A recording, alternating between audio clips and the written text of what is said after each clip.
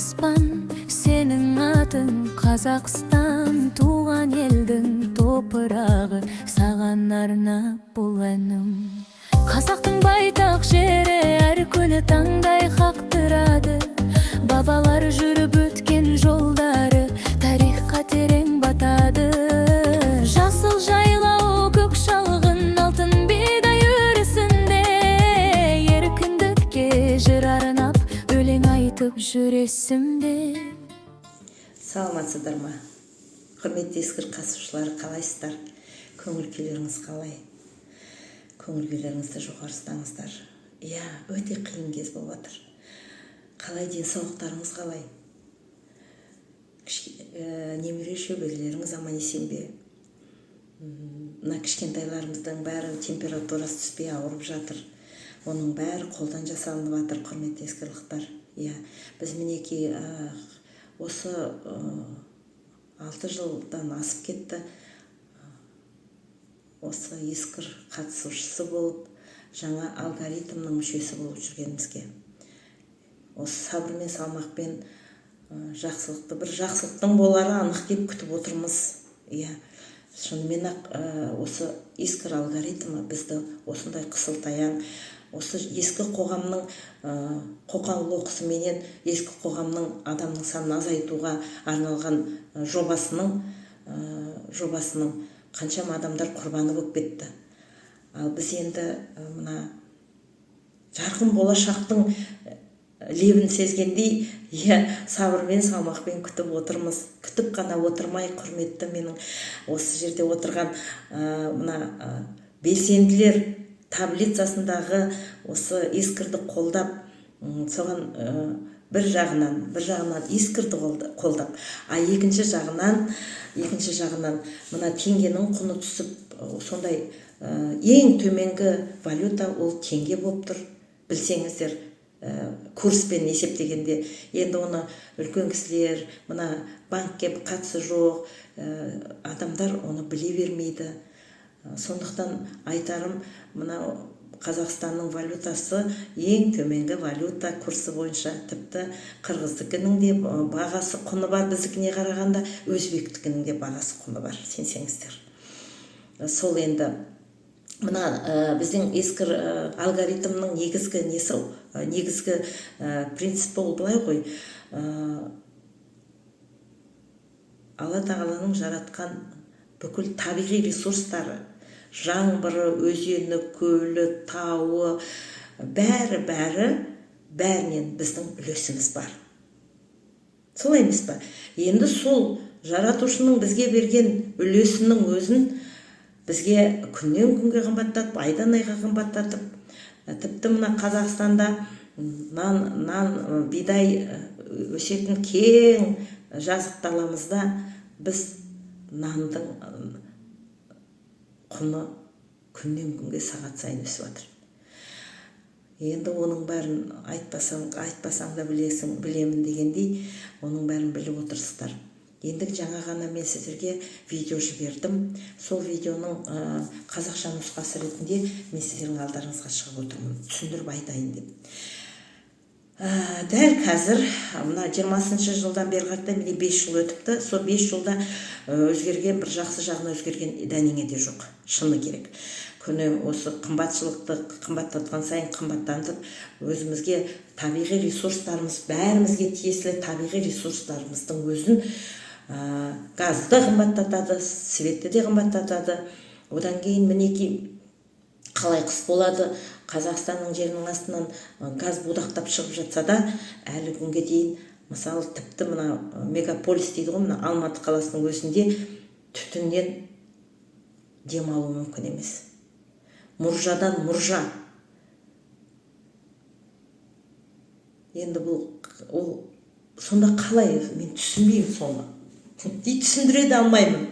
Өйткені бұл табиғи ресурстар бізде бар, жоқ емес. Біз біреуден сатып алу емес, біздің өзімізде бар дүние. Оны сатамыз, бірақ оның қызығын тек қана ат төбелінде ғана басында отырған адамдар көріп жатыр. Енді өздеріңіз білесіздер, банковская система адамдардың бәрі қазір бір қарыз емес адам жоқ. Былайша айтқанда бір 5-10% мүмкін бар шығар. Ой, менің кредитім жоқ деп мақтанатын адамдар өте аз болып тұр. Основной, ең негізгі көпшіліктің бәрі ипотека болсын, жай кредит болсын, бәрін басын кредитқа байлап қойды. Онымен қоймай, дәл қазір сол мына алгоритмнің бірінші принципі, бірінші орындайтыны, біз суверен болғандықтан, осы тіркелгеннен бастап біз суверен болғандықтан, суверендардың қарызы болмау керек. Суверендар қарыз болмау керек. Осы принциппен де жұмыс істеп келе жатырмыз. Енді қараңыздар, банктерге де жаздық, одан қалса премьер-министрдің жеке өзіне жаздық. Ешкім қарап отырған жоқ. Бізде осы 7-2 рет кездесіп, кәдімгі жоспар құрып жұмыс істеп жатырмыз. Осы көпшілік үшін барлық осы ескір алгоритмі іске қосылып кетсе, білеміз, бала шағамыздың да тегін оқып, тегін денсаулық, тегін бәрі тегін болатын. Тек алмасу арқылы ғана өзіміздің ішкі валютаменен аламыз дегенімізді алып, салам дегенімізге салатын сондай бір жақсы мүмкіндік тек бізге беретін осы ескір алгоритмі ғана. Енді қазір қараңыздар, қазір біздің қолымызда, әрқайсымыздың қолымызда удостоверениеміз бар, жеке куәлігіміз бар. Мен әркімнің өзінің аты жөнін жазылған, суреті қойылған. Енді сол жеке куәліктің өзін цифровой документке айналдырғалы отыр. Ал енді әрқайсымызда банковский карточка бар. Ол карточканы да цифровойға, сол бір цифровой документке карточкамен жаңағы жеке куәлікті біріктіргелі отыр. Оны вакцинаға байлағалы отыр. Өйткені қазір білесіздер, қазір қайтадан сол 20-шы жылдағыдай тыныс жолдарынан ауырып жатқан адамдар өте көп.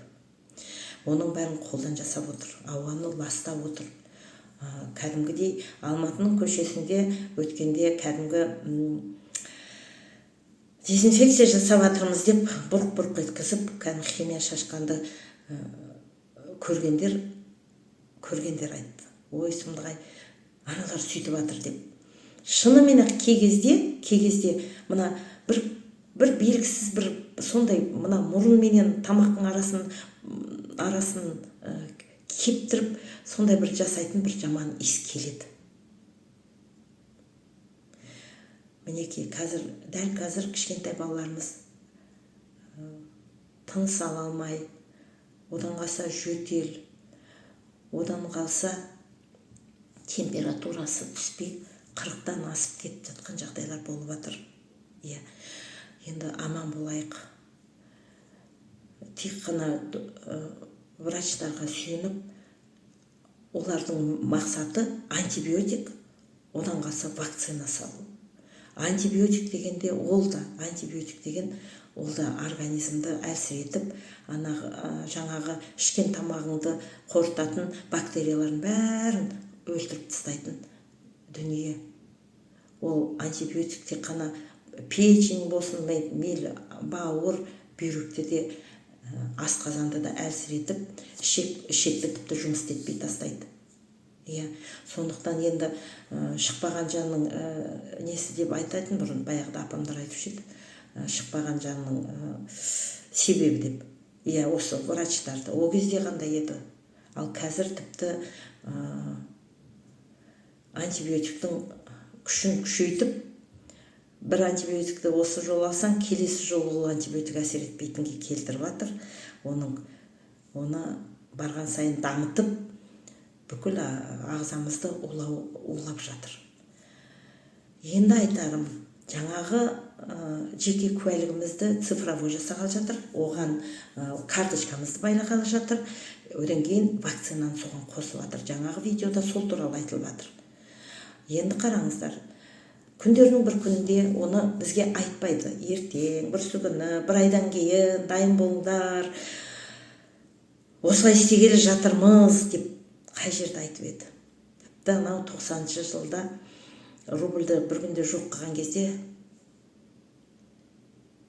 қаншама адамның мүшек ақшасы жастығының астында или төсектің астында қалған кездерді көрген, оны бір рет айтқанмын даже. Сондықтан тіпті туалетке, дәретханаға обой жапсыруға ғана жарайтындай валютаны жоқ қылу бұлардың қолында тұр. Бәріне дайындық жасап жатыр. Қазір кішкентай немере шөберелеріңіздің қолдарында банковский карточка бар. Қандай рахат. Төлей саласың. Қызым, ойбай керек десе салып жібересің. Ой, маған ақша керек еді десе сақ етіп түсе қалады, жіберсе. Былайша айтқанда, осындай жақсылыққа, жақсы ол әрине. Үйде отырып алып, маған ананы жеткізіп бер десең, карточкамен жібере саласың, алып кеп беріп тұр. Соған әбден жақсыға тез үйренеді ғой адам, соған үйрендік. Жақсы. Тіпті банкоматқа карточкамыз жоқ болса да бетімізді көрсете сақ не істейді? Сақ еткізіп ақшамызды ала береміз. Биометрия дейді оны. Біздің бет пішініміздің өзі, мына әр саусағымыздың әрбір сызығы бәрі үкіметтің қолында. Соған бізді дайындап келе жатыр. Енді алаттағы бірақ күнде карточканы да жоқ қылады, удостоверениені, жеке куәлігімізде жоқ болып шыға келеді. Бәрі тек цифровой болады. Чип деген сол. Оған вакцинаны байлайды. Бір күні біз барамызда, байлатсақ байлайды, соны түсініңіздерші. Бір күні барамызда, магазинге барып нан алайық десек айтады. QR менен сақ еткізесің, сол жерде вакцина салынбаған деп тұрады. Вакцина салынбаған болғаннан кейін бізге оны бермейді. Сол сөйтіп бұлар цифровой құлдыққа айналдырғалы отыр. Уже дайын. Ол 20-шы жылы одан бұрын бастаған олар. Ал енді 20-шы жылы өтетті да, енді әкеліп вакцинаға байлап жатыр. Біздің цифровой документ құжаттарымызды. Жаңағы неде айтылып жатқан сол, жаңағы видеода айтылып жатқан. Еш нәрсе жайдан жай айтылмайды. Бұл жерде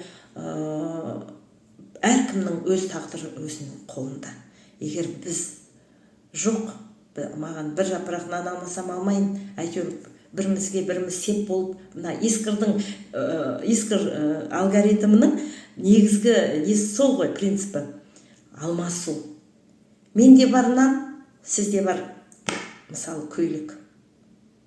Киімсіз тағып жүрмейміз ғой. Енді нан енді ол само по себе. Нансыз өмір сүру мүмкін емес.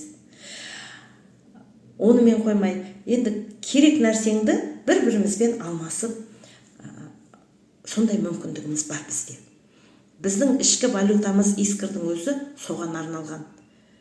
Енді бұйыртса, осы Россияда басталады, Қазақстан деген, бұл жерде искірда 54 мемлекет искірдің жобасында тіркелінген, кәдімгі мемлекеттердің өзі. Сол мемлекеттердің бәрінде қайсында басталады, сол искір бастама алды деген сөз. Дәл қазір Россияның жағдайы өзі қиын, білесіздер, санкцияда ақшаларын аламай отырған байлар бар. Солар тек қана Dreamix арқылы Центробанктан Dreamixке салу арқылы кәдімгі өнеркәсіп қажетті құрал саймандарды Dreamixтен алу арқылы ақшаларын аман алып қалатын мүмкіндіктері бар. Соны білмей отырған жоқ, біліп отыр. Оған да кедергі болып жатыр. Мына кімге, халыққа бір жақсы болсын деп отырған үкімет көрдіңіздер ме осы уақытқа дейін? Тем более бұл жаңағы уже саудасы бітіп тұрған бұрынғы ескі қоғамның ат төбеліндей 10 шағадан басқарып отырған осы ескі қоғамның өзі аяқталуына шақ қалды, сәл қалды.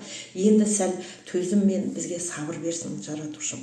Өйткені олар әлгі жыланды 5 кеседе кесірткелік күші бар демекші, бұлардың қанша әлсіресе де енді соңғы күштерін вакцина арқылы бізге мынандай цифровой құжат жасап, соған банктың ақшамызды соған байлап, қолымызға ұстайтын еш нәрсе қалдырмағалы тұр.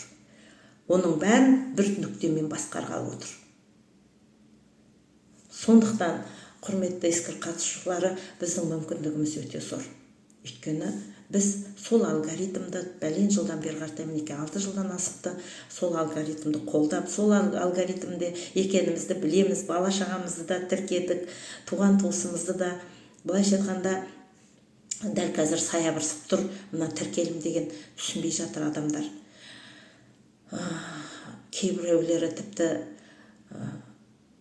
осы өткен созвонда бетімнен отым шықты, ұятай. Мыналарың ашыла ма, ашылмаса, давай 10 евромды қайтар деді ғой бір кісі. Жаратушым бір түйсік берсін, кімге берсе де. Үмітсіз шайтан деп, ол адам өзін өзі қолға алмаса, соншалықты ұсақталып, болашағын болжай алмай қалатын жағдайға жетеді екен. Сондықтан сіздерге айтарым, құрметті искір қатысушылары, сабырмен, салмақпен осы уақытқа дейін күтіп отырсыздар. Күтіп қана отырмай, белсенділік жасап отырсыздар. Сіздерге алғысым шексіз. Болады. Неге болмайды? Сонда әлгі қалай деуші еді? Көпшіліктің тілегі бәрібір орындалады ғой. Ол қара күштердің қазір әлсіреген кез. Енді соңғы күштерін салып атқандағысы осы вакцина, сол вакцинадан бас тарту арқылы біз өзімізді де, бала шағамызды да мына қысылтаяң, мына жамандықтан құтқарып, аман алып қала аламыз. Ондай мүмкіндігіміз бар. Сондықтан сіздерге айтарым, ешқандай құжатқа қол қойып, немесе ойбай мына нанды аламай қалдым деп жүгіріп барып вакцина салғызу, ол өзіңнің өміріңе, өзіңнің тамырыңа балта шабу деген сөз. Соны білеп жүргеніміз көп, көпшіліктің білгені дұрыс. Өйткені көпшілікті бәрібір көзіне топырақ шаша алмайды. Мына заманымызға қартай, бәріміздің де көзіміз ашық, көкірегіміз ояу. Сондықтан сіздерге айтарым, құрметті искір қатысушылары, ешқашан көңіл күйлеріңізді төмендетпеңіздер. Мына өзі қиын кезде тек қана жоғарғы вибрацияда, жоғарғы көңіл күймен ғана біз өзімізді осындай бәлекеттерден аман алып қала аламыз. Біздің мүмкіндігіміз мол, болашағымыз жарқын. Соны түйіңіздер де, көңіл күйлеріңізді әрқашан жоғары ұстаңыздар. Дәл қазіргі мына өтпелі кезеңде анау жаман, мынау жақсы емес. Ол заман өтті. Қазір әркім өз үшін, Алла тағаланың алдында өз үшін жауап береді. Ол әркім өз тағдырын өзі қолына берді қазір. Жаратушым. Сондықтан сіздерге айтарым, вакцина салғызып, өзіңізге өзіңіз қол салғанмен бірдей жасауға, немесе одан бас тартып осы бір бағытта тілегіміз бір, жүрегіміз бір болып, осы искір алгоритмінің болатынына сеніп, сол ойымызды түзеп, сондай бір жақсы, тек қана жақсы сезімде, жақсы көңіл күймен ғана біз денсаулығымызды сақтай аламыз, жетем деген жерімізге жете аламыз. Сондықтан сіздерге бай қуатты болыңыздар, аман болыңыздар, бәрі өз қолымызда демекпін. Жаратушым жар болсын бәрімізге.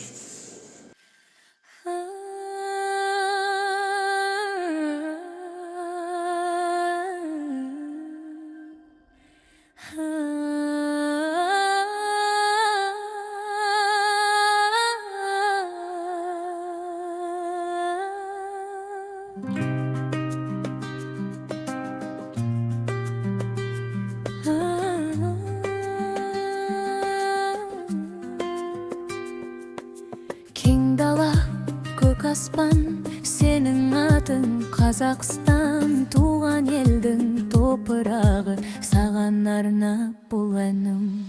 Қазақтың байтақ жері әр күні таңдай қақтырады, бабалар жүріп өткен жолдары тарихқа терең батады. Жасыл жайлау көк шалғын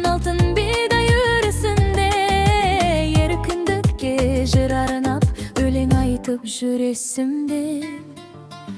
Қазақстан менің елім, бейбітшілік мекені, сүйікті отаным, ардақты жұртым, сенің даңқың мәңгілік. Қазақстан, алтын күн аспаның, ашық көкпеңбек, бірлігіміз, тірлігіміз жарқын, болашақтың кепілі.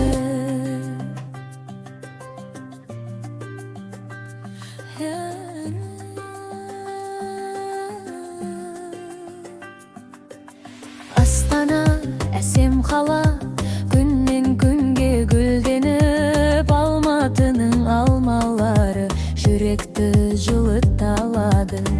Ұлы дала төсінде қыран құстар қалықтайды, мәңгілік ел боламыз, жүректен нұр болашақта.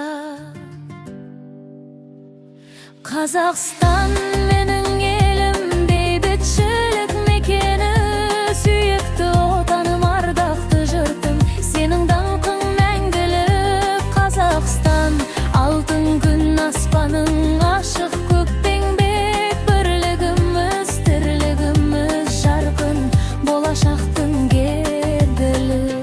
Күшіміз бірлікте, арманымыз биікте, татулық пен достықта жүрегіміз соғады. Қазақ елі асқақта, мәңгілікке ұмтылып, жасай бер, гүлдене бер туған жерім, Қазақстан.